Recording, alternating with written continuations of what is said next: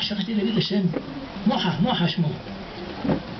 זה מסכן הולך כיסא גלגלים, בחור הולך על כיסא גלגלים. אמא שלו לקחה אותו מרופא לרופא, אף אחד לא יודע מה יש לו, לא יודעים רפואה, לא יודעים.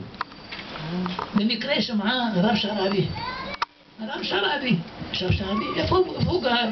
אמרו לה פה, תכתיב. באה לפה עם הכיסא גלגלים של הבן שלה, בחור, לא יכול לעמוד. הגיעה לחצר הזו, מה היא רואה? שטור ארוך 100 מטר. אוי ואבוי, איך אני אעמוד איתו כל הזמן הזה?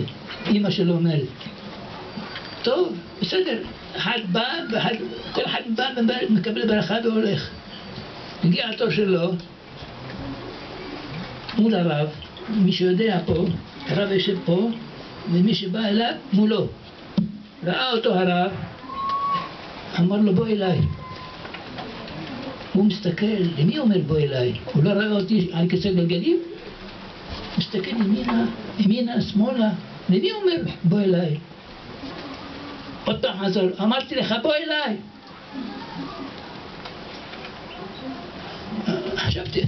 חשבתי עצמו, הוא לא בעולם הזה. פעם שלישית אמר לו בוא אליי, אני אמרתי לך בוא אליי. אמר, הרב אומר, אני אשמע, אולי זה הרופא שלי. התנענע, ימינה, שמאלה, עד שקם. אמר לו, לך אתה בריא. הוא נהיה קצין בצבא. אם אתם לא מאמינים, ברחוב בר אילן, יש טמבור שם. שמו מוחה שמו. הוא יגיד לכם את האמת, אם נכון? חיים מוחה, כן. זה הסיפור השני. זה הוא? מה? חיים מוחה זה?